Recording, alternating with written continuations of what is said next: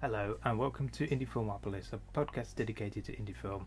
I'm Pugh, a filmmaker and indie film enthusiast, and today I'm joined once more by Paul Berrow to discuss indie films based on and inspired by comic books and superheroes. We're going to talk about 1990s Teenage Mutant Ninja Turtles, James Gunn's Super, his brother and cousin's Brightburn, Ghost World, and some great superhero shorts. We'll also be talking more about the making of my own low-budget feature, Almost Enemy.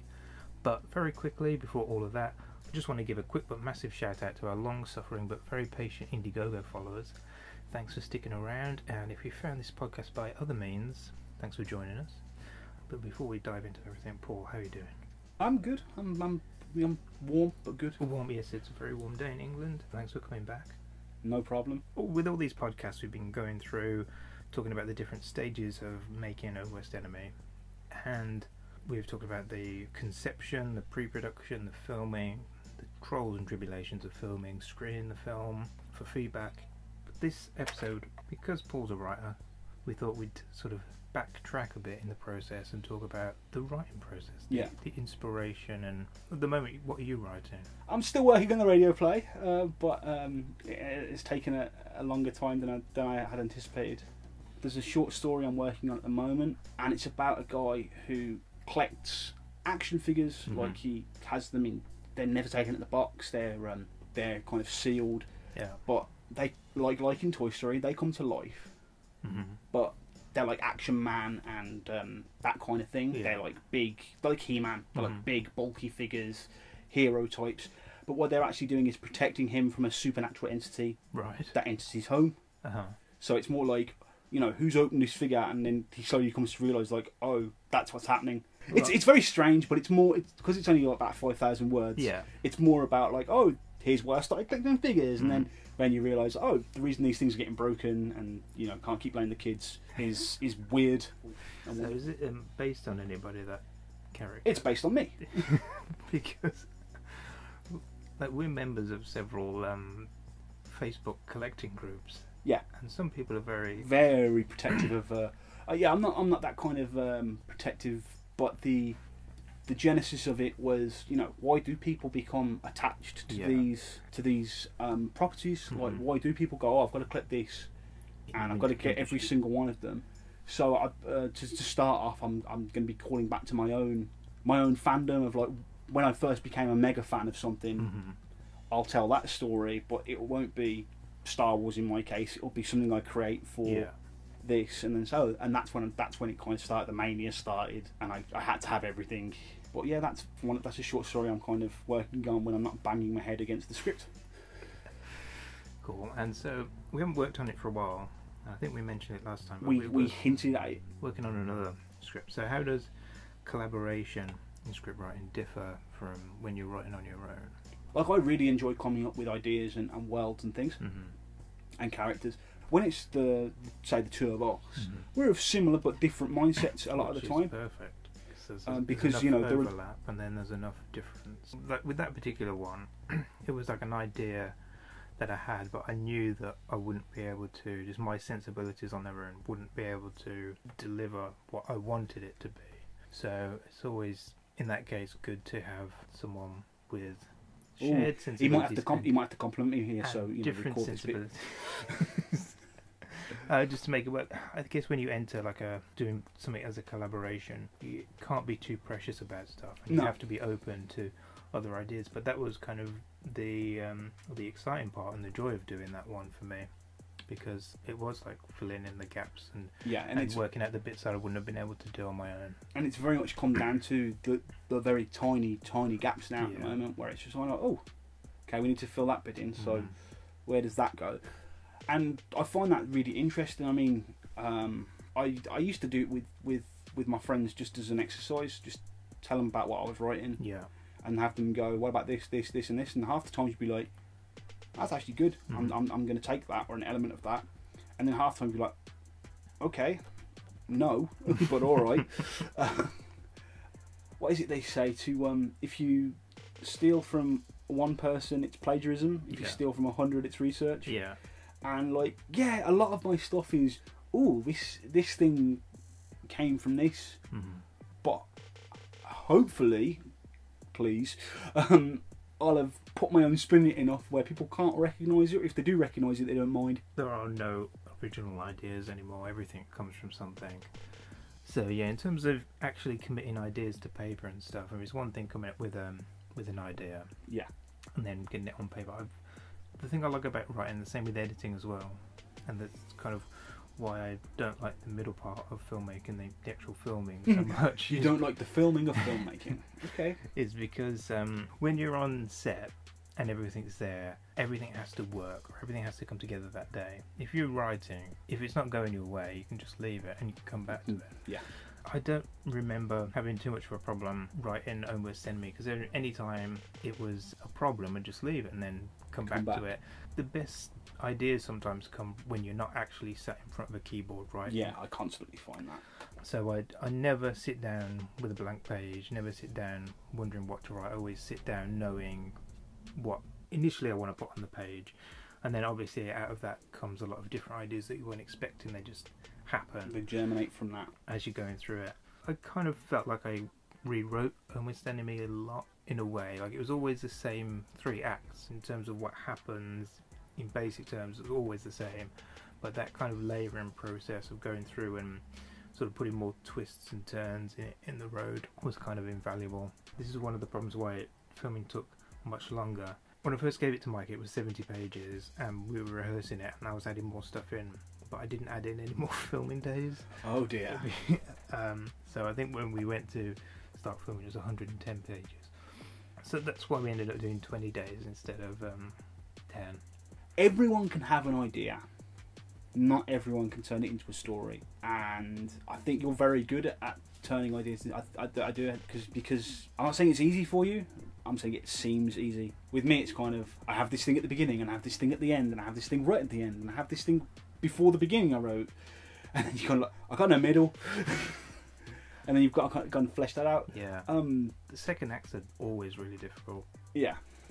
You know, a film probably lives or dies on its second act. Because that's where your development comes in. Yeah. If you have a good idea, your first act and your third act are usually what you come up with. Absolutely. You come up with your premise and you come up with your resolution, and then your middle is just how you get there. How do you get there? What do you think of the film The Curious Case of Benjamin Button? Never seen it. Oh, okay, interesting. I always felt that way about The Curious Case of Benjamin Button, in that the first act's really good, the third act's really good, but the second act literally could have been anything. I imagine it's quite meandering. It could be anything.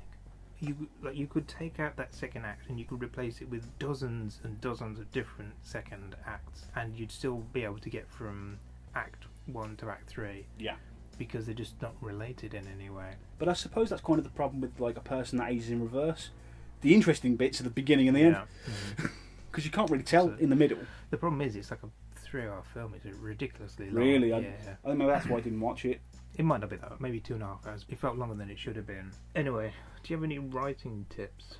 Right, that is it. And we briefly touched on it before. I don't think writing is necessarily you sat down in front of a keyboard. No, it's just getting that idea, formulating that idea, working that idea through, and having something to work with. That's writing. You might not, you not even open your laptop. You might not even turn on your computer. But you can do a whole day's kind of writing just purely by figuring stuff out. Depends what you're having trouble with. If you're having trouble with the plot, read, watch, play. Video games are getting better with plots. Yeah. Read a good book, read a bad book, watch movies, and kind of immerse yourself in enough narrative that you go, okay, I see what people do this kind of thing.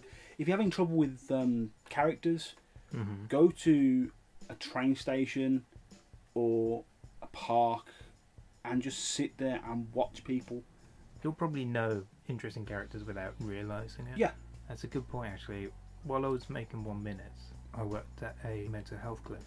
They had a filing cabinet full of lost pieces of paper and information from people's files, and so I was in this filing room for 4 weeks, going through this filing cabinet. Sounds like a joyful experience. Finding these pieces of paper, finding their files, putting them back together. And as part of doing that, you had to kind of read some of their notes or whatever. So it was far from a really boring job. It was so interesting because you were reading all these people with severe mental health issues, which wasn't, it was fascinating in a way. Not, you wasn't making fun of them or making light of what they were going through, but you were reading these things and going, it's a totally different point of view for you to. And one of the patients there suffered from a severe paranoia that if he stepped out of his front door, he would slip off the edge of the world because he couldn't conceive gravity. And this is part of Home Worst Enemy. So the guy in his notes described it as, if you put a tennis ball on top of the football, the tennis ball stops on top. If you put the tennis ball on the side, the tennis ball falls off. And he was convinced he was on the side. How am I not sliding off the edge of the world? That was just kind of in my head for ages. And when I was writing Home Worst Enemy, I was trying to conceive of why would Andy not want to go out, or why was he stuck inside? And that popped into your head. And that popped into my head. I was like, well, I've never seen that before, never heard anyone talk about that before. That seems original and kind of a bit crazy. And it doesn't, you don't just go agoraphobia. Yeah. He has a reason in his own mind, no matter how outlandish or... If you can kind of think a bit further outside the box and, like you say, not just go, oh yeah, he can't go outside because he's got agoraphobia. All your characters are going to have some kind of vices or barriers or whatever. And if you can think of the least cliche option, and the thing what I'm trying to get at is you'll probably know that in your head. You will have met these people before and just maybe not thought at the time, this scenario, I'll keep this that character. person. Yeah. Delve deep into every writer your memory bank. Every writer I've ever. So one of the most overused pieces of writing advice that I hear is write what you know, and I think people take that way too literally. And I've seen way too many indie films that sort of essentially what I think happened is in the early 90s, Tarantino came out and he made Pulp Fiction and Reservoir Dogs, and then there was this glut of imitators. Yeah. And people were just making Tarantino-esque movies, not based on anything other than wild fantasies. And so you get movies like Things to Do in Denver When You're Dead, and all sorts of really bad crime and gangster movies. You ended up with all these poor imitations, and then this advice was circulating around, write what you know. And then what happened after that, after the glut of bad crime dramas, was this glut of self-indulgent, preppy high school movies of kids taking drugs and family, like suburban families. Yeah, like it was all made by middle-class American guys in their 20s, and it was all based on their lives taking drugs in high school, and they were all the same. And there were so many of these movies, and you'd see the same actors virtually playing the same roles, and it was, I guess, based off the fact that people were writing what they knew. I don't think you should take it that literally. Write what you know, write your life story, write what you know. You can do research. Yeah. Like, if you want to write about the Second World War, you don't have to have lived through the Second World War, but don't make some crazy stuff up. If you want to write a crime drama, that's absolutely fine, but don't make too many assumptions about what a life of crime is like. Do some research about it, and then once you know, then you can make your own scenarios and stories and plots and characters. And that's writing what you know, because you know the world of crime. Yeah, you don't have to have lived it.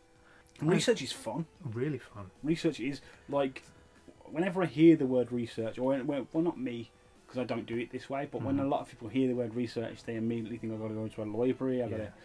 Well, maybe, but I mean, but like, if they imagine themselves, with the dusty old tomes. Yeah. It's not like that at all. No. Find something you like, and indulge it, and just learn about it, or watch as many documentaries, read as many books, and just immerse yourself. And I know people that refuse to do that. Take what you like from it, and then put a spin on it. If you write scripts and you're interested in script writing, hit us up. Let us know what your process is like. If you've had any kind of troubles or success, or if you've got a screenplay you can't get off the ground, let us know. If you want us to read it, getting feedback's a really good thing to do. Actually, it doesn't have to be from people who write. No.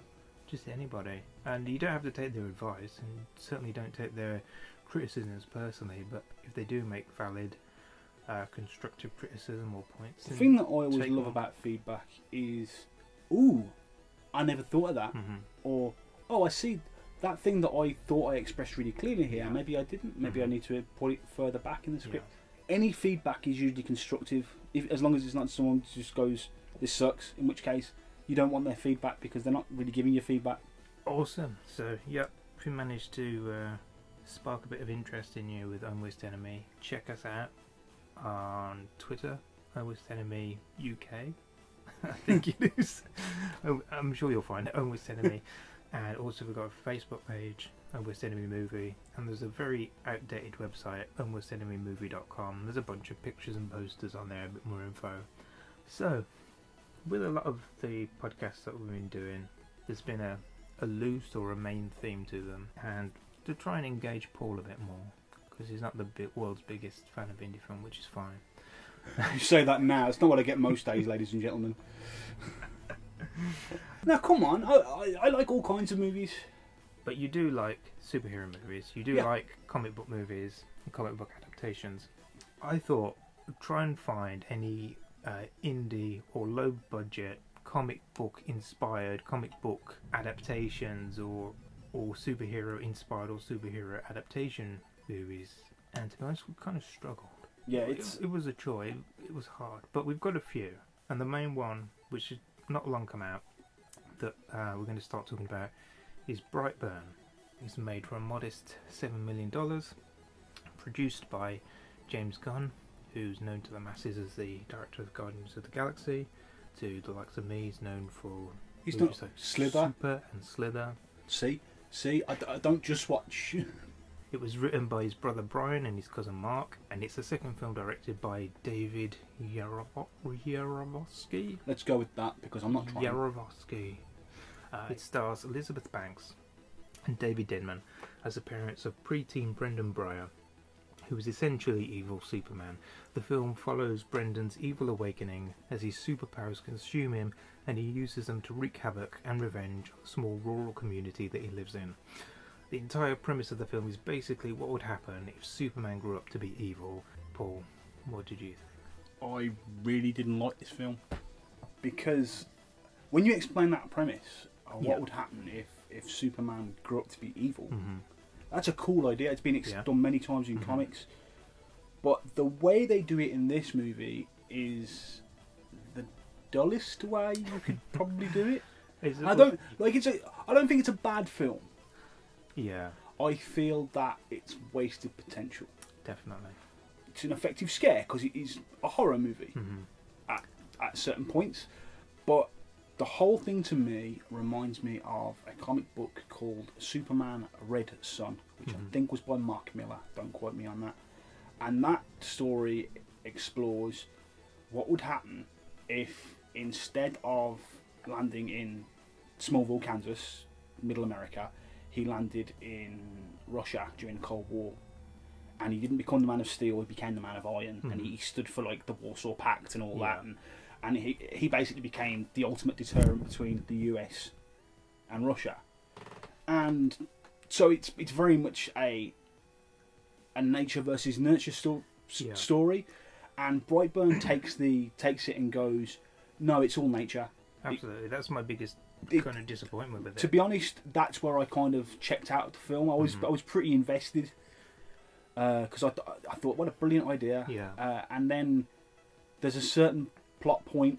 I don't know if you want us to go into it or. We can do. I mean, there's no kind of like trigger point for him. Like you said, it's not a case of nature versus nurture. He didn't end up with like an abusive family or anything like that. Or which would have been fascinating. Great. Yeah. Essentially, he had your typical all-American mom and dad. Yeah. And they've kept the craft that he landed in, and then much like Superman's parents do. And then I don't know, he starts communicating. Yeah, he basically it calls to him basically, and then like I said in the intro, he has like an evil awakening, and then he's just evil. Yeah, and from that point on, the film lost me because it's a slasher movie, and people are like, but it's a slasher movie with a supervillain, and I'm like, yeah, but Michael Myers, gets stabbed and shot and everything else. He always comes back. It's pretty supernatural. Like, there's not much difference apart from the fact this guy can fly and has heat vision and stuff.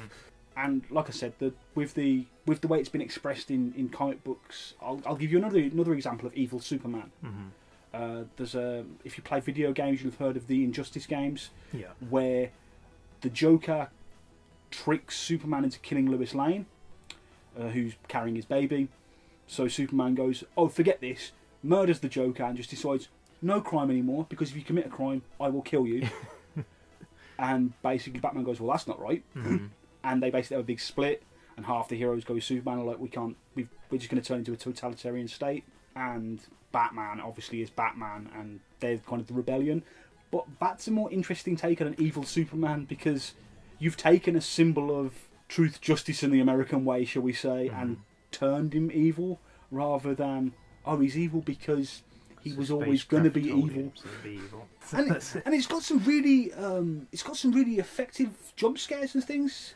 Yeah, well, don't get me started on jump scares. Jump scares are the worst. Yeah, they still suck because they're cheap and tacky. But there was like loads of ways that they could have gone about it. Like I said, they could have had like a sort of an abusive family, or been like severely bullied at school, and sort of instead of doing the American high school shoot up.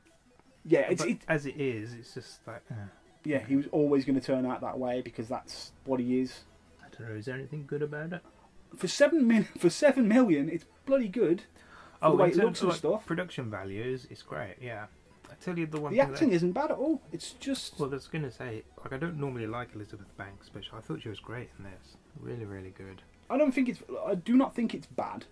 I just didn't like it because it throws away the potential, and it tries to build a world on top of it. Well, I mean, it all starts with the script, doesn't it? If the script isn't right, then it doesn't really matter. Yeah. I really, really wanted to like this film, but it doesn't connect. It doesn't have the right elements, the right triggers, the right... There's no tragedy. No. And there's no kind of doubt in his mind either. There's no kind of point where, like... Oh, I shouldn't do this because... There's no fork in the road. There's no, like, oh, okay, he could have actually gone this way or this way. There's no alternative. It would have been far more interesting if he'd had some internal struggle. Yeah. I feel like I've just savaged Brightburn, a film that... Well, here we go. As always, we rate them out of Kahuna Burgers. It's out of 5, yeah? Out of 5. I'd give it 2. I'd give it 3 because the production values are great. There's some good performances in there, but beyond that, there's not much. Yeah, that's why it's got my 2. I'm going to be kind and give it a 3. I'm not going to be kind because I think there's something. I think as much as you were looking forward to this, I was really looking forward to this film. There's something there. I think that's what upsets me most. And they've hinted at a sequel, so hopefully they'll be able to bring something more to the table in any subsequent films. So from Brightburn then, produced by James Gunn and, like we said, written by his cousin and brother, jump to 2010 Super, written and directed by James Gunn. And there is a connection between these two movies. At the end of Brightburn, we see the main character from Super. The Crimson Bolt. So, Super from 2010, with a budget of just $2.5 million. It starred Rainn Wilson, who I'm surprised hasn't broken out into films, given that Steve Carell and John Krasinski have done quite alright for themselves, but Rainn Wilson seems to have got lost along the way. But this was one of his only leading roles, and also stars Ellen Page, Liv Tyler, Kevin Bacon, and as always with a James Gunn film, Michael Rooker. So Rainn Wilson stars as a man whose wife, played by Liv Tyler, falls under the influence of a drug dealer, played by Kevin Bacon, and he transforms himself into a superhero called the Crimson Bolt. He has 0 superpowers, but he wants to be a superhero. Along the way, he acquires a sidekick, played by Ellen Page, and she's called Bolty. I really, really like this one. What do you think of it? I enjoyed it, but at certain points you feel like you shouldn't be laughing. It's a dark comedy, really. Yeah, it's... with a guy with a clear mental illness. Yeah, he believes that the finger of God has touched his brain. They literally open the top of his head. That's all tentacles and stuff. I don't know what that was about. And then this literal finger comes down and touches his brain, and he says it's the finger of God. Rainn Wilson, if there was ever a role destined for him, he was perfect for this. Yeah. Absolutely perfect. The thing that made me laugh the most is the sheer brutality. Yes, it is absolutely brutal and unrelenting. I think one of the major crimes is cutting in line at the movies, at the theatre. In retaliation for that, you get smashed in the head with a pipe wrench. And I don't mean you get knocked out, I mean there is blood pouring out the front of your head. Yeah. He's got a great catchphrase there as well. Shut up, crime. Which is just ridiculous and perfect. So yeah, they have tried to tie this into Brightburn a little bit, didn't they? He appeared at the end in the sequence with Michael Rooker. They're going to do a Brightburn sequel, so I don't know whether they're going to sort of like have a how can that rogues work? gallery of Heroes, anti-heroes and heroes, and because is he a hero? No, The he's Crimson Bolt. He's a psycho. to him he's a hero. Yeah. To Bolty, for some reason, that was the point where it got really funny for me. Because I can't remember her real name, not the actress, but the character. But I'm just going to call her Bolty. Yeah. Because in order to gain research, we've been talking about research earlier.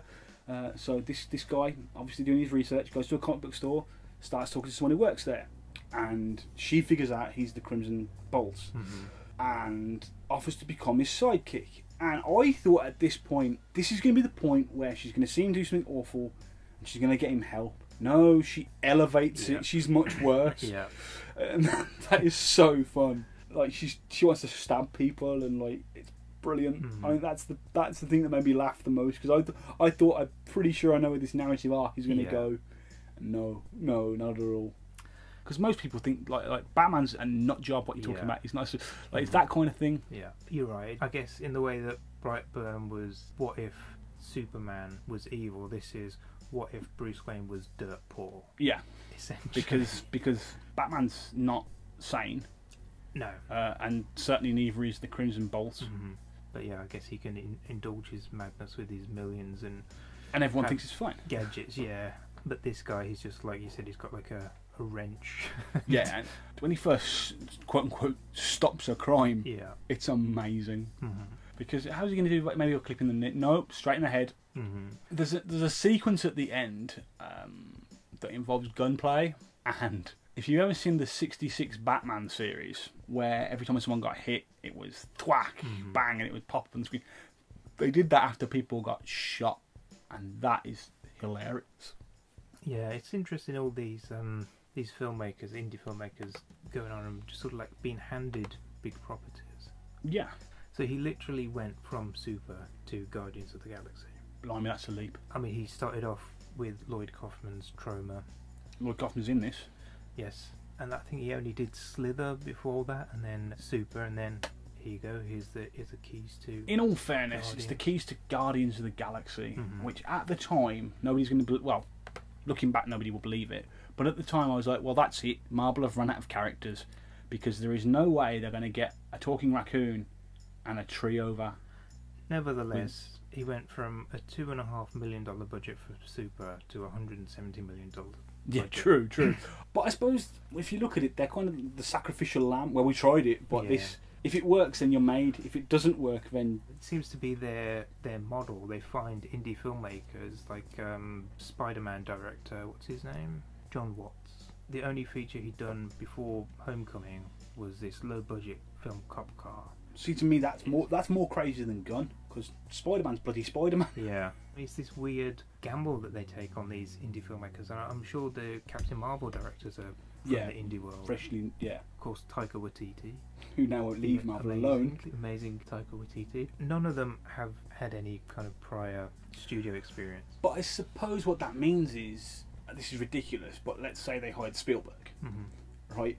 If you suddenly go, we had to fire Spielberg, that's big news. If they had to fire some guy that you've never heard of, I guess the thing that connects them all is all of those films, Super, Cop Car, all of Taika Waititi's films, they're all character studies. Yeah. And I think it's quite well known that the credited directors just direct the dialogue scenes. The action sequences are done by a completely other department that they probably never even talk to. You don't need to. So I wonder if they're desperate to sort of get some character interactions into those films. So who knows?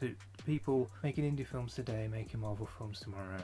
So anyway, I don't feel like we've talked too much about Super. It's just, to me, it's a really good, enjoyable sit back and watch brutal film. There's not much to say about it other than that. Yeah, really. you can't really dissect the characters because they are so simple. You can't really talk about the plot because it's a very simple plot. But it's well made. It's dark. It's funny. It's very funny. The performances are great. It's well written, well directed, and that seems like a bit of a cop out of a kind of a review. But that's it. That's the truth, really. So Kahuna Burgers. I say 4. Yeah, I'm going to go with a 5 because I love this film. Fair. My only thing stopping me from getting it up to a 5 is I did feel uncomfortable at places. I was just like, I shouldn't be laughing at this. This guy's obviously like, you know, he needs help. Yeah. Well, got news for you. If you're looking forward to Almost Enemy, then which made me laugh. Expect which at times I felt bad about. Expect every scene to be like. Now we're going back in time, way back to the late 80s, early 90s. Teenage Mutant Ninja Turtles, the movie from 1990. What did you just call it? Teenage Mutant Ninja Turtles. It's not what it's called in this country, mate. It is now. It is now, yeah. We're suddenly allowed to think ninjas are, you know, alright. Apparently they were too dangerous back in 1990. In the early 90s in England, it's quite a famous bit of trivia. They were not called Ninja Turtles, they were Teenage Mutant Hero Turtles. Yes, this was indeed an independent film, the original 1990 Turtles movie, directed by Steve Barron and based on the cult comic strip by Kevin Eastman and Peter Laird, which also spawned the insanely popular cartoon and toy line. Never seen it. Sure. 1990s Teenage Mutant Ninja Turtles features state-of-the-art animatronic puppets courtesy of Jim Henson's workshop and was edited in part by Tarantino's editor Sally Menke. Despite the success of the TV show and toy line, due to the complete box office failure of the Masters of the Universe film just a few years before, no major distributor or studio wanted anything to do with the film. It was eventually picked up and distributed by New Line, who, while they're box office titans now, at the time they were a very, very small concern.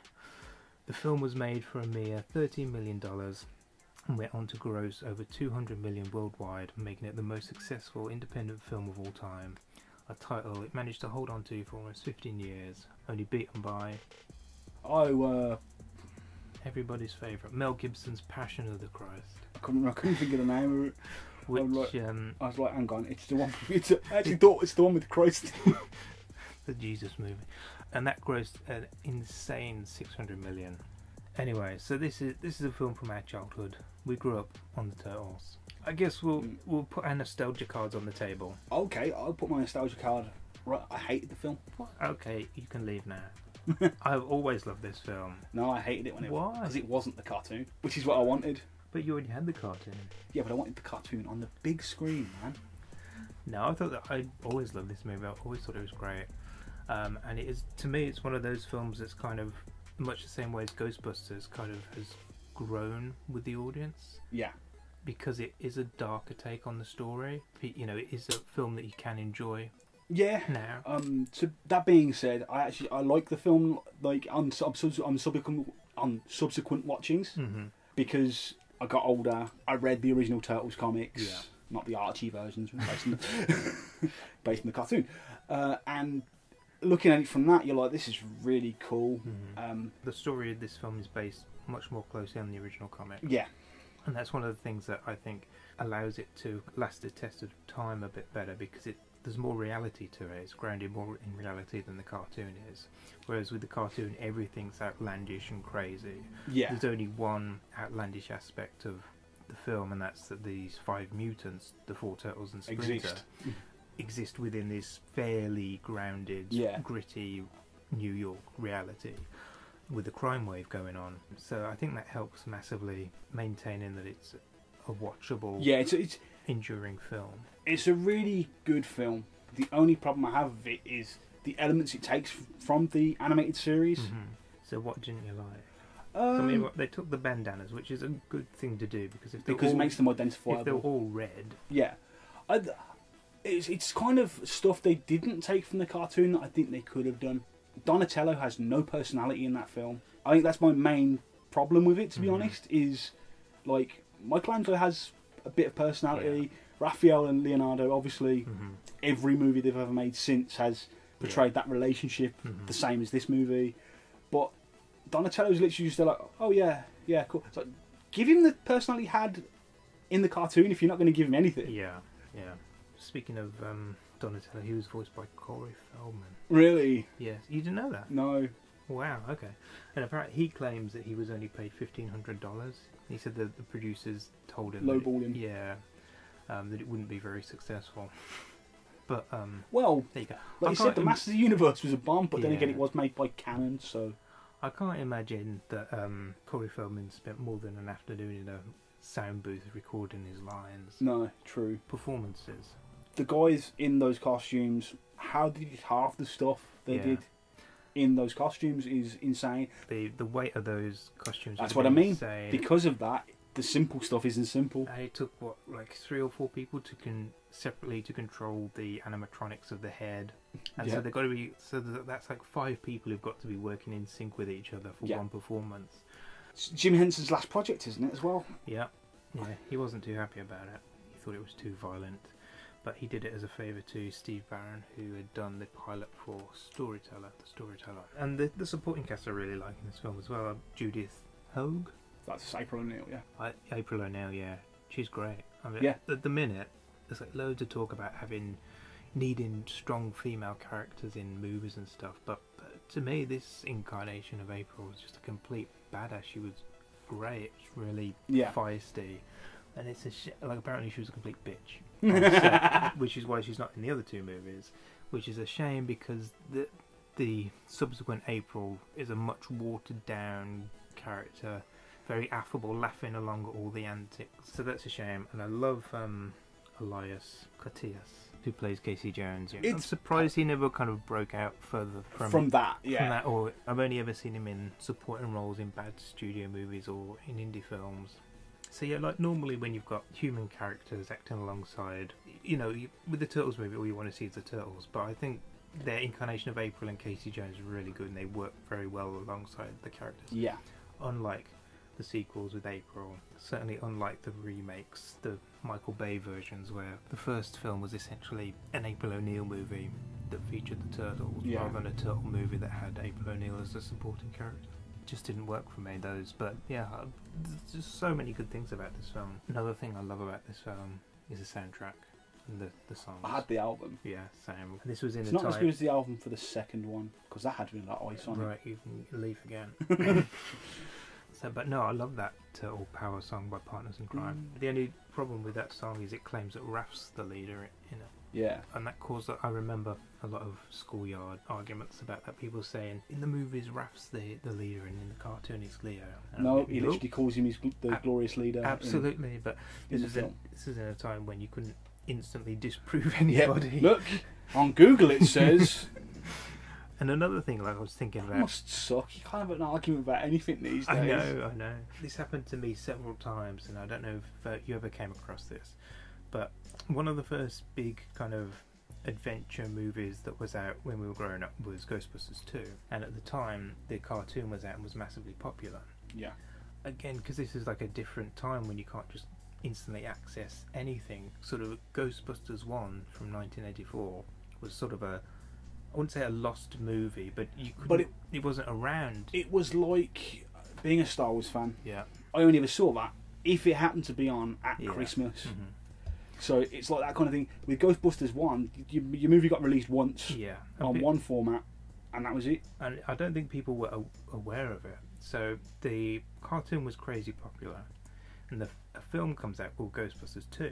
When Turtles movie came out, the cartoon was crazy popular, and loads of people were referring to the movie as Turtles 2. Did you ever? I never had that. I had that with several people, and I can only assume it's because 1984's Ghostbusters was just like this movie that, like you said, you either saw it on TV or you didn't, and people just weren't aware of it. But I remember loads of people calling the movie Turtles 2. People not being it's crazy. The other thing I really like about this movie is the film stock that they used, which looks cheap, but it works so well. Yeah, because the film is gritty and dark and everything like that, it really does give it that kind of... And it just looks great. The quality of the film just works so well with it. Unlike, again, referencing the second film, that looks like a cartoon. It's very bright and poppy. I think a lot of that was done in response to kids that were like, where's Rocksteady and Bebop and all that kind of thing. Of which, like I said, I was one. Now looking back, I'm like... That was the worst. I should have. From my point of view, there's nothing bad about this movie. And I don't think there's anything bad about it. I know there's a lot of nostalgia based on that, but anyway, I think it's cool that one of the very first movies that I loved was an indie film. Oh, I see.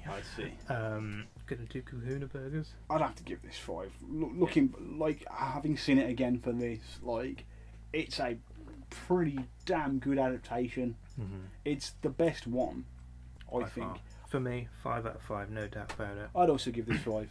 Anyway, one final tidbit. Like we mentioned before, they had a lot of trouble getting this film made. Couldn't find a distributor for it because of their problems with Master of the Universe film. Nobody wanted to make it anyway. But this leads us nicely into our next film that we're going to talk about. In the 80s, the first pitch that Kevin Eastman and Peter Laird had for a film treatment was from a notorious B-movie producer.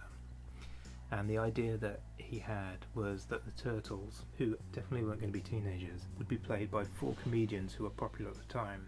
Gallagher, Sam Kinison, Bobcat Goldthwait and Billy Crystal. And the idea is that they would have had the actors dressed in shells and then painted their arms and legs green. That can't be real. That's got to be internet legend. No. When you hear who the producer is, you might rethink. It was Roger Corman. Oh, it's real. Yeah. Gallagher's the guy with the melons, right? Yeah. Oh, God. So, okay, who do you think there would have been? Gallagher would have been Bobcat Goldthwait, Raph, Yeah. Paul Michelangelo. I can't even. Billy Crystal would have had to have been Leo. Because he was the most well known. His tone is more deadpan. I suppose, yeah. Oh, God. So anyway, That sounds incredible. that was Roger Corman's idea for the film that he didn't get to make, but he did get to make this next film, Fantastic Four, from 1994, was it? Somewhere around there. So the story goes that German production company Constantine Films purchased a 10-year option for the Fantastic Four in the mid-1980s, but around the early 90s they hadn't put anything into production and failed to secure any funding. Because they wanted to retain the movie rights, they needed to put a film into production before the 10-year period would expire. They engaged the services of B-movie maestro Roger Corman, who guess he was still reeling from the fact that he couldn't make his Turtles movie. Gave him $2 million and told him to make the movie. Stories vary, and some say it was never intended to be released, others say that it was intended for a small theatrical run, but when Marvel saw the film, they bought the film, all its negatives and the prints, and destroyed them. The end result was that it was never officially released, and for years it was only available on bootleg video at comic conventions, and eventually, and inevitably, ended up online for all the world to see. Now, I know nothing about the Fantastic Four, I'll be honest. I'm bothered with the studio versions. I don't care about them whatsoever. How faithful is this Roger Corman film, which I've watched? This is this is the only Fantastic Four film that I've seen. How faithful is it to the characters? The source material? Yeah, it's the most faithful one. The most faithful, and for that reason alone, it's my favourite Fantastic Four movie. To me, there's no redeemable features about this whatsoever, so this will be an interesting conversation. So is it in the... Don't get me wrong, it's crap. It's terrible. Everything about it is bad. I'm very forgiving of a bad movie, but there's nothing... But they get the origin right, they get the relationship between the characters right. Okay. They get... Hold on, pause. Okay, the relationships between the characters. From the comics then, does Reed Richards fall in love with the young Sue Storm? Because in the movie... Oh yeah, there's that thing in the orphanage, isn't there? Like, she's a little girl and she's got a crush on him. Sorry, that's not there. Okay, and I'm like, what the hell is this? No, they're already in a relationship at the start of the comics. Okay, fair enough. He didn't cradle snatch. No, that is the weird. That is the weird. There is some weird stuff, but compared to the big budget, hey, should have been able to do this really easily. I think my main thing is the big budget ones get Doctor Doom wrong. Yeah. And Doctor Doom's awesome. So I think maybe I'm being too harsh on the big budget ones, because it's bad. Every time I think about it, I think it was made in the 70s, like early 70s, because the film stock alone looks like. But it does feel, despite the crap costumes, and it feels more like the Fantastic Four than the Fox versions. Crazy. Which is bizarre, because it shouldn't. I think with this version of Fantastic Four, it's like, at least you got that bit, and you got that bit, and you didn't kind of... At least it's faithful. Yeah, faithful. It's faithful-ish. Okay, so if nothing else, it's faithful. It's crap, don't get me wrong. I've literally got nothing good to say about this. It's really bad. I can't... You see, I reckon that more people have probably seen this movie than they would have done out of pure curiosity value. It's the same as the holiday special. Bec- If the holiday special hadn't been like only shown once and never again, yeah, people wouldn't care. yeah. Because I've only seen this movie out of pure curiosity value. Because I love Roger Corman, his crazy filmmaking. It's his pioneering spirit of like, I can get this done. In 2 500 days. quid, yeah, 2 2 days, 500 quid, yeah, cool. I'll just reuse the sets and Yeah, I think that's genius. We'll make 3 films this week. But yeah, that's the only reason I've watched it. If it was like widely available, we wouldn't even be talking about it. Yeah, I didn't know this existed for ages until I bought the holiday special. Oh really? And I bought it off this book, and the guy was like, "Have you seen the 90s Fantastic Four?" And I'm like, "I've seen the cartoon." And he's like, "No, the live action movie they made." I was like, "No." He's like, "Hang on." He pulled out this VCR, and he had this little he had a tape deck showing clips of the holiday special, and he was like, "Hold on." Put it on. He's like fast forwarded to like a bit, and just went, "This is what it looks like." And I was like, "I have to see this film." It's amazing that it exists in the first place, but it's an amazing movie. I actually think The Thing. It's an amazingly bad movie. I actually think that The Thing looks all right for what it is. Yeah, and apparently it had a $3 million budget, and I think 2.5 million was spent on the costume. Yeah, I mean, don't get me wrong, it doesn't look good, but it looks alright actually. Okay, let's wrap this one up because I'm yeah. Every time I try and think about, oh yeah, that thing happened, that thing. Maybe it's not my favourite, but the other 2 are terrible as well. The other 3 are terrible. Okay, Kahuna Burgers. Oh, 5. Easily 5. Just for that, you have to see it. No, I'm gonna give it half. No, I'm gonna give it half-eaten Kahuna burger in a mouldy bun. Oh, dude, but it's so funny. It's so bad. Oh, it's not. It's just boring. So before we jump onto the shorts, there was a couple of movies that didn't have time to recommend to you, Paul. But I hope that maybe you will check them out in the future. So yeah, there's only so many films that we can cover in the podcast, and there was a couple that I wish that we would have had time to cover and wish that I'd recommended to you. How many comic books or graphic novels do you reckon I own? 2. Correct. Yes.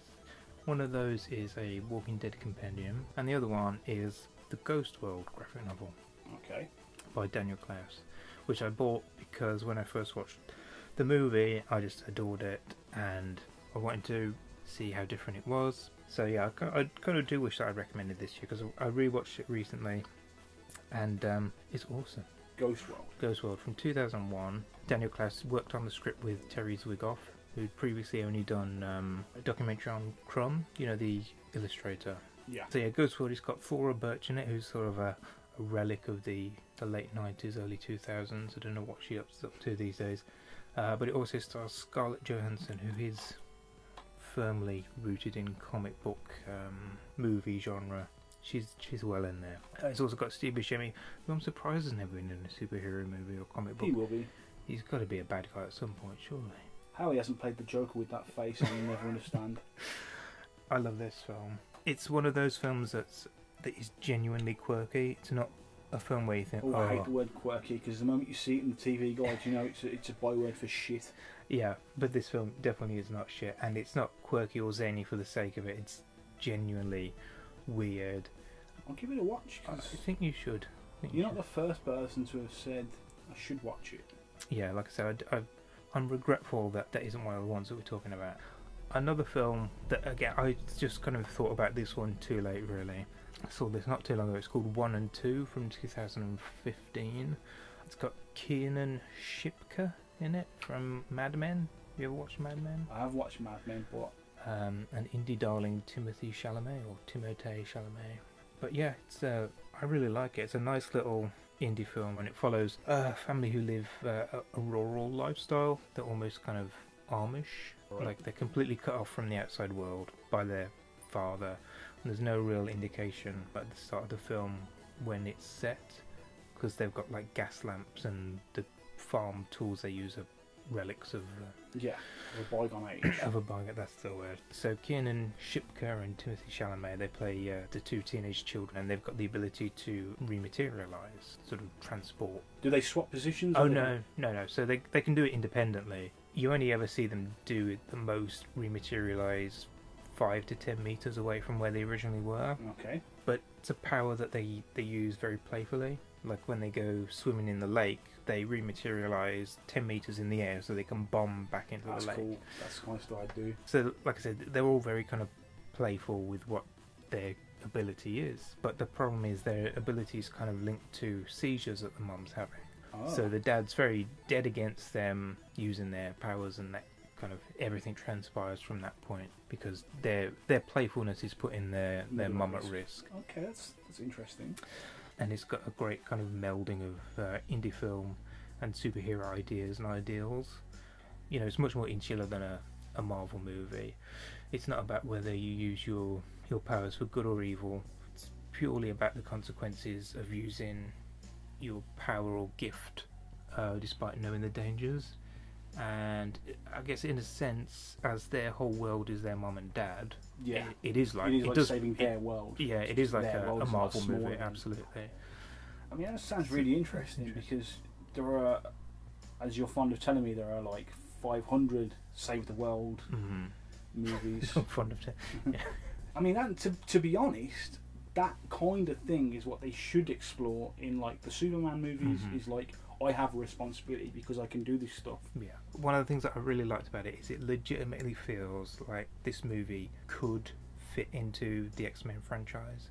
You know, it does feel like an X-Men spin-off, like an art house X-Men spin-off in a way, just with no actual X-Men. But yeah, so it feels like an unofficial, non-canon X-Men movie. So I would recommend that to you. Anyway, so those are two that didn't get a chance to recommend to you. You've looked at loads this time. I'm trying to find. I was desperate to find like a superhero movie or a comic book movie that's sort of like been overlooked, or like a low budget film, because they just don't happen. We've had a lot of fun with the dramas and the comedies, and we found some really good undiscovered gems and stuff. And I was hoping that we could find a comic book movie to be like, hey, this is low budget, but it's really cool. I've watched. You've watched it. You've had some experiences from the sound of it. Instead of it being a worthless endeavour, and rather than forcing you to watch these bad movies, I'll just gloss over them a little bit. I'll talk about them. At the start of this process, you give me a list of films, yeah? Yeah. Twice, you have then gone, oh, strike this off the list. Don't put yourself through it. So I appreciate that. So what were they? Pizza Man. Good lord. So Pizza Man, I think it's from 2011. Somehow had a $3 million budget, but I can't imagine what they spent it on. They made the Fantastic Four on $3 million. But they spent $2.5 million of it on that suit. So unless $2.5 million went on Frankie Muniz's suit, which I highly doubt, unless that was his salary. So anyway, it stars Frankie Muniz as the titular Pizza Man. Dallas Page, who you says a wrestler. Yeah, his character's name is the Big Cheese. And then Shelley Long, who literally couldn't be asked to be there. She plays the mom. There's cameos from Stan Lee, Adam West, and everybody's favourite comic book hero, Roddy Piper. Like I said to you, 2 wrestlers in one movie. It can't not be gold. So it's about Frankie Muniz's pizza delivery boy. He was played way too seriously and way too earnestly by Frankie Muniz. He was really all in on this when everybody else was kind of like... That sounds like such a shame. He was really putting his heart and soul into this. Everyone else either kind of got the tongue-in-cheek approach, or like it said with Shelley Long, just checked out before she even got there. She couldn't... To be fair, Dallas Page and Roddy Piper are probably trying their best. It's just their best is pro wrestler level. So... this pizza delivery boy who works at the family pizzeria with his mum, he knows a scientist. I think it might be his teacher at the university he's studying at. And this scientist... He's studying at university? Yeah. This scientist is trying to create for some reason, a tomato that can never be bruised or be damaged in transit. So didn't Lisa Simpson do that? I don't know. So they've got this thing, and they test it and they throw it at the wall, and it smashes on the wall, and oh no! And then the next day they come in, and the tomatoes come back together, and so they've finally cracked the solution. So the next step is human testing, obviously. So, well, this is the thing. So somehow the bad guys find out about the tomato, and are you all right, Paul? Sorry, every word of this just sounds amazing. Well, okay, maybe this should have been on the recommended pile after all. So the bad guys find out about this tomato, and Frankie Muniz is delivering a pizza coincidentally at the scientist's lab as the bad guys turn up to grab the tomato. The bad guys burst in and start shooting up the place. Frankie Muniz gets shot, and the scientist gets shot. And the scientist is carrying around the tomato, and he forces it. He says, I can't remember Frankie Muniz. He said, Frankie, you need to eat this tomato. And he's like, why? And he goes, you need to save yourself. You need to eat this tomato. So they don't share it. This massive tomato. So Frankie Muniz eats this tomato, and he gets pushed off a roof, but he survives, and it's because he had this like regenerating tomato, so he's now got regenerating properties. And I'm not going to be much use at this. I can't stop laughing. The pizzeria where he works, the mascot of the pizza parlor is a superhero. Okay. Called Pizza Man, and so poor old Frankie has to dress up as Pizza Man and promote the restaurant. So he's already got this costume, and now he's got the superpowers, and now the bad guys want they want his DNA so they can replicate it, and it's just like, it sounds like it was written in about 20 minutes on the back of a pizza napkin somewhere after somebody saw a pizzeria with a superhero mascot.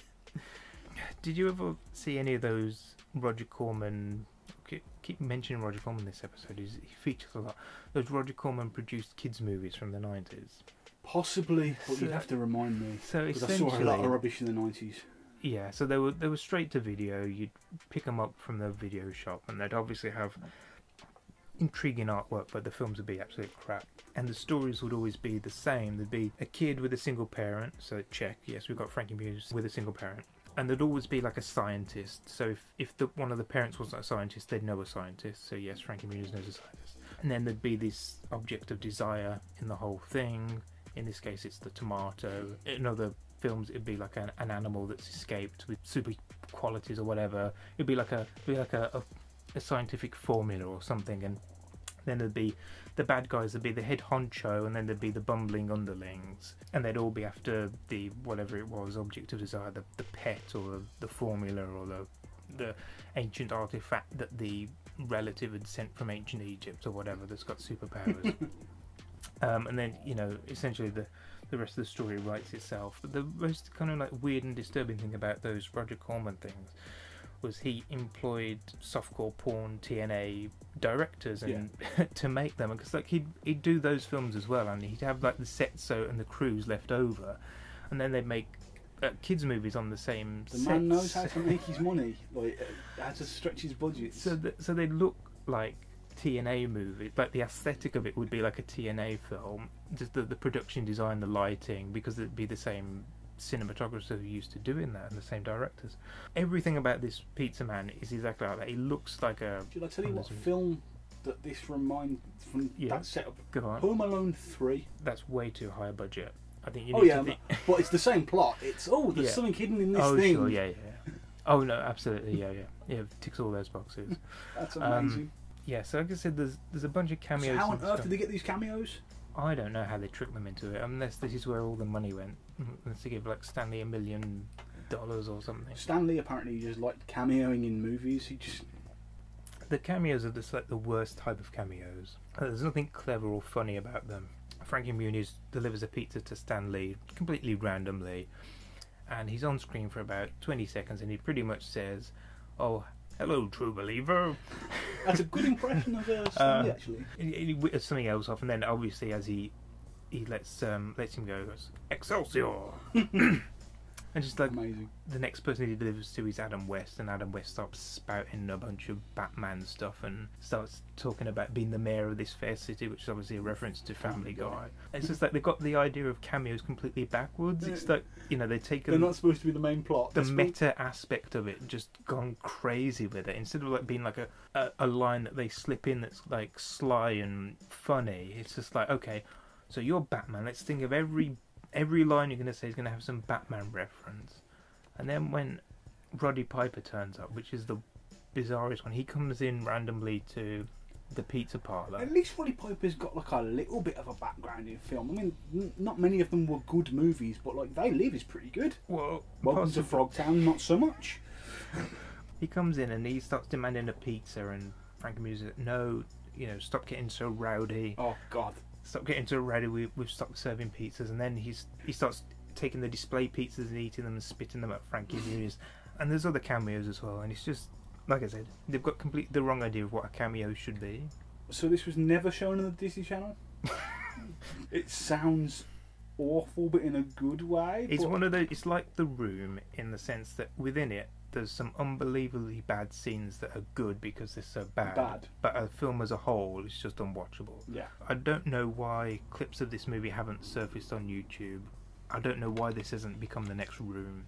But maybe we'll start it here. Maybe we'll do a screening and Pizza Man. Instead of throwing spoons at the screen, we'll throw pizza or whatever. We'll see. So anyway, when I read the synopsis for that one, I thought this has got to be a good tongue-in-cheek comedy film, and yeah. Because it sounds like it. It sounds like it should be, but it's not be acted that way. It's not directed that way. Nobody's kind of got the tone right. It could have been a good satire or pastiche. That's a shame. In any way. Yeah, sorry, I couldn't stop laughing. No, you're regenerating tomato is the MacGuffin of this film. Another one. Now, this is one that I wanted to watch for a while. Called Unlikely Hero in the UK. It's called Paper Man everywhere else. It's called what everywhere else? Paper Man. Paper Man. Yeah. So this was only given a release in the UK after the success of Deadpool.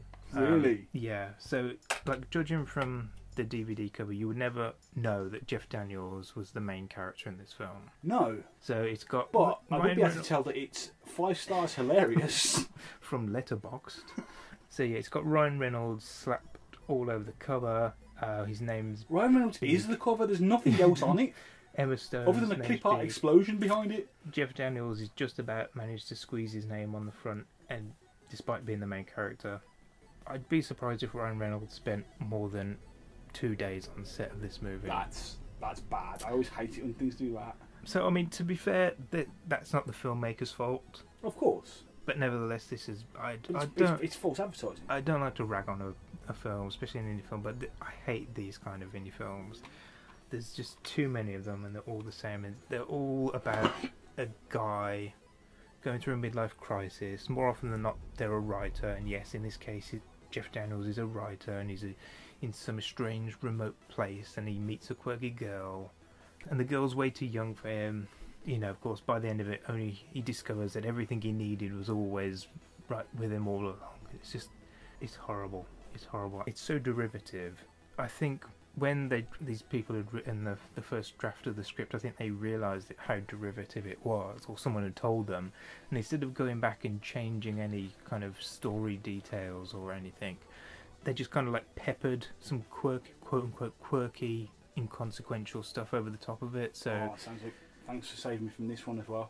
So his imaginary friend is a superhero played by Ryan Reynolds, and there's a scene where for some reason he doesn't have a car, and the only reason he can get into town is this little bike.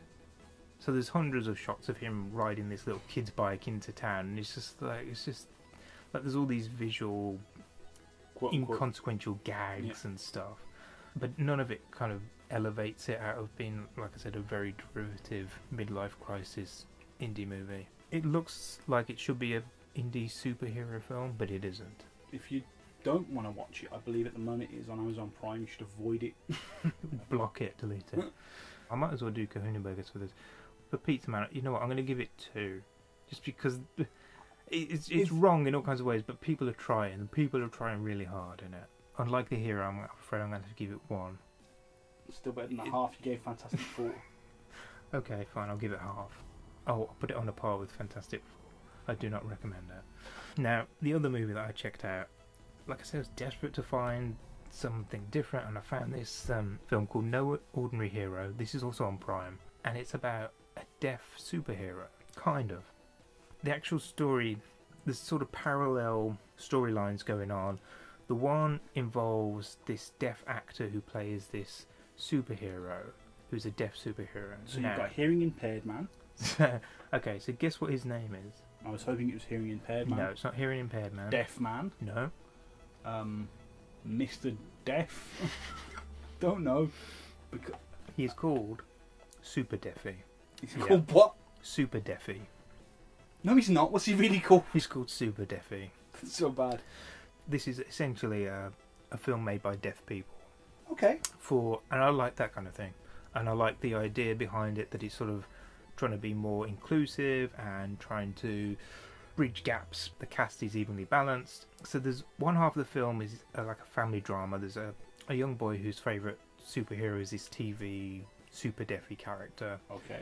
And then you've got the behind the scenes of Super Deafy, the show, with this actor. So they're running parallel, these two storylines. Okay. And they don't meet until the end. Okay, I was going to ask if they ever met. Yeah, that they just do. sounded bizarre. Again, this isn't quite a superhero movie because it's about a man playing a superhero rather than him being an actual superhero. As much as I said, it's admirable to have a film like this, and I do like these kind of films.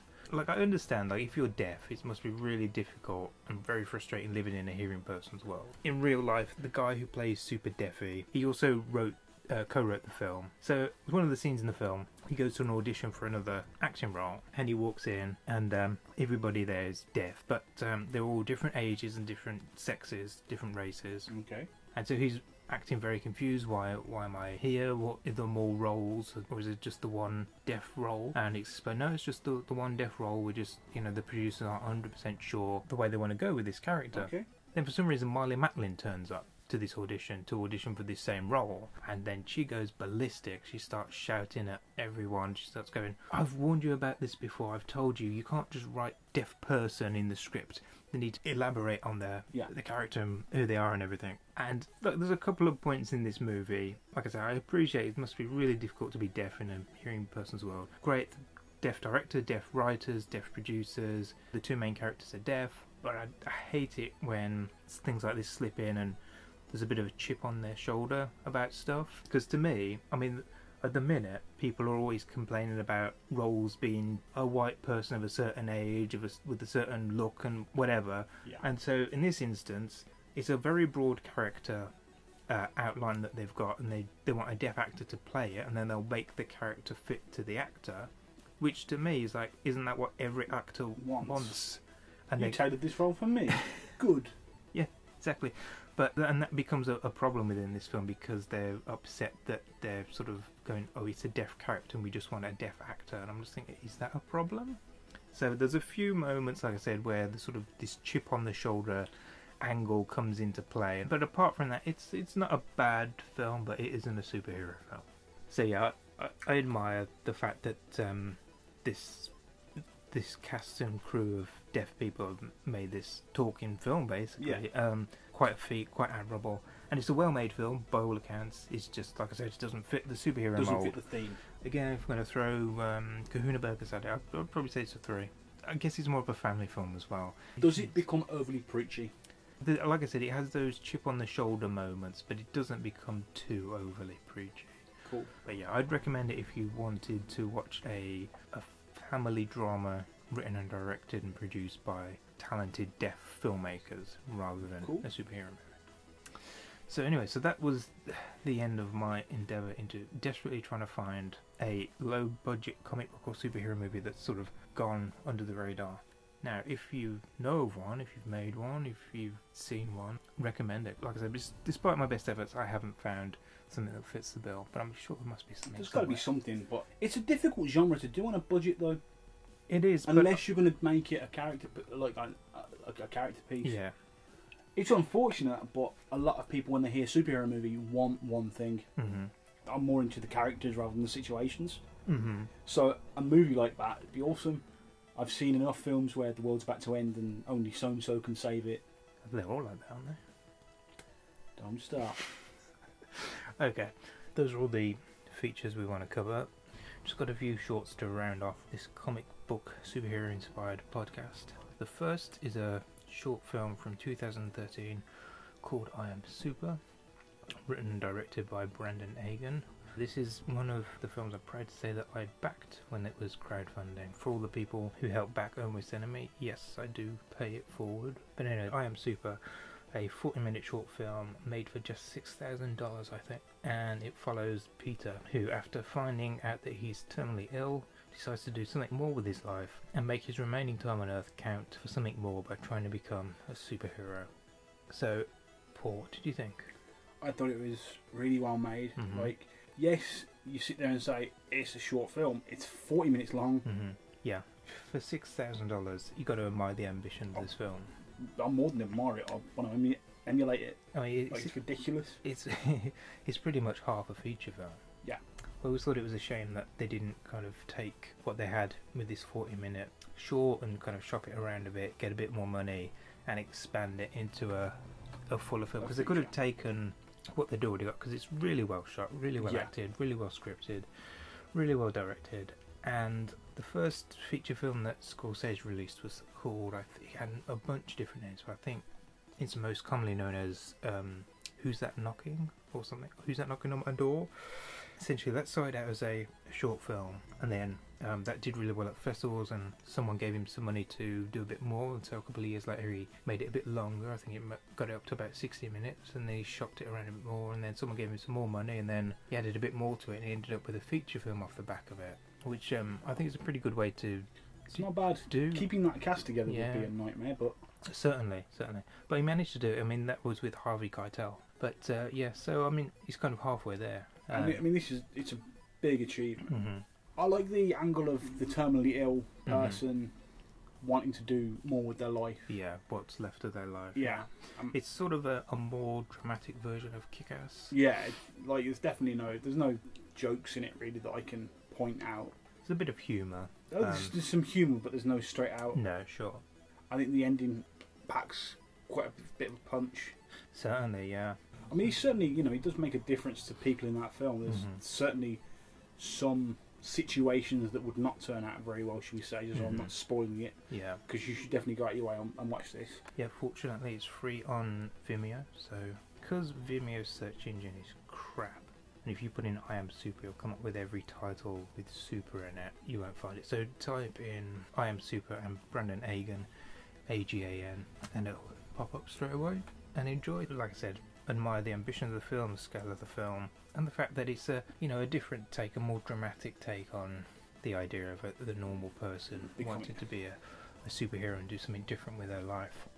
And I guess when you're in that situation, if you know you've got a limited time on Earth, when you think you've got all the time in the world, you kind of drag your feet, don't you? And everyone does. And so this sort of gives him the inspiration to kick his arse into gear. Yeah, those scenes in the office. Mm-hmm. Oh yeah, they really hit home for me.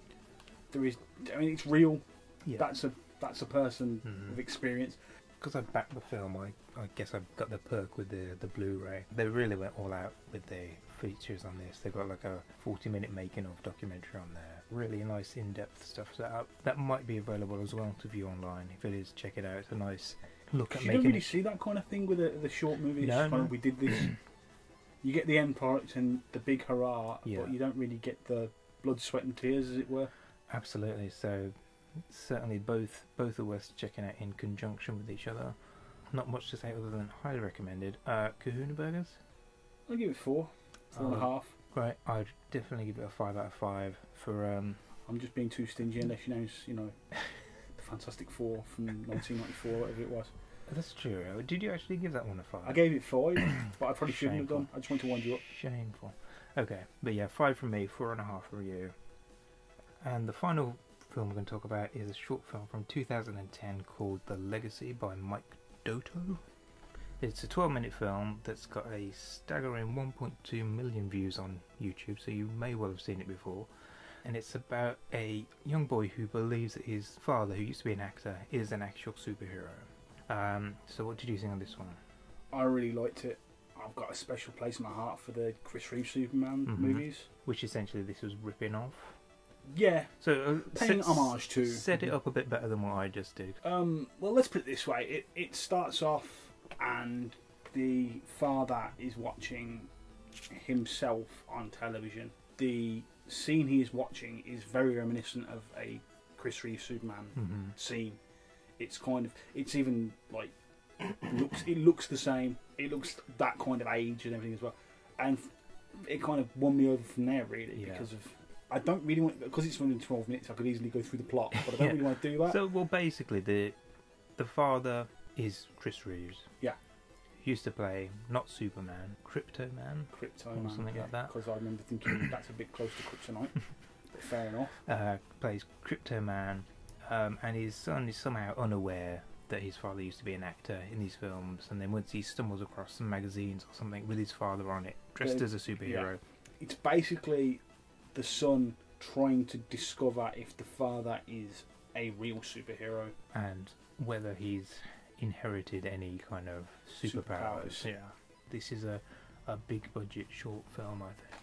I don't know what the budget was, but you can tell what they didn't scrimp on this. If the cinematography, the locations, the set design, the acting's good, the story's simple, but you kind of look forward to it.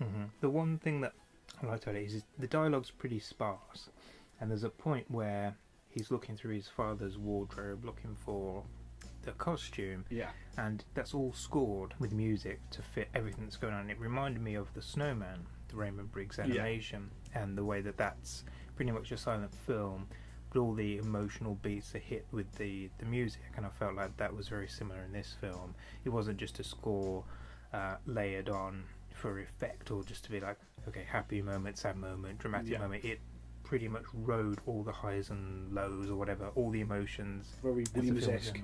Yeah, I like that. A lot of the film was carried without dialogue. Yeah, it was a very visual film. A lot of films, I think, they love the sound of their own voice, especially shorts. Yeah, when people talk about good writing, more often than not, they're talking about the dialogue. They're not talking about the structure or the plot or the story, the characters, everything that makes up what a writing is. Despite there being a lack of dialogue, it's still a well-written short. Yeah. So yeah, anyway, Kahuna Burgers.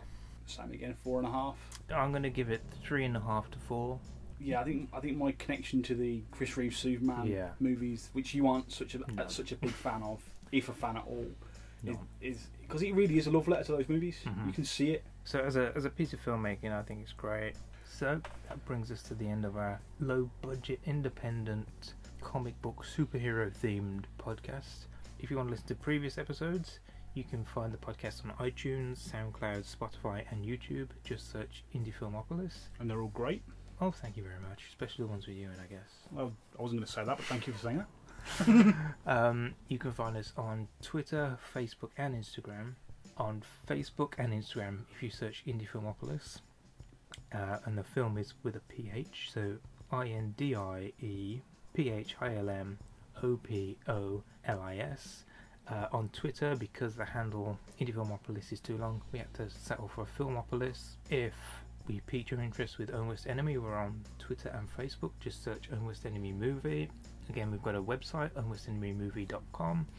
If you want to find myself, you can find me on Twitter, Facebook and Instagram by searching Philm Maker or Philip Pugh. Philm Maker, Philm, maybe an underscore in some of them, maybe not, and then Maker. And Philip Pugh with one L. You'll probably be able to find me. Paul, how can we find you, or do you want to be found? I'm on Twitter at PM Berrow. I think that's probably the best way to get in touch with me. Awesome. Anyway, so thanks for joining us, Paul. It's been a pleasure. As always. Thanks for your insights. And I hope you check out 1 and 2 in Ghost World. I will do. Awesome. Right, so we're off. I'm off to my Fortress of Solitude to continue writing. Okay, well in that case I better come with you and stand guard outside and fight off the onslaught of polar bears that are undoubtedly coming your way. That is a really obscure reference.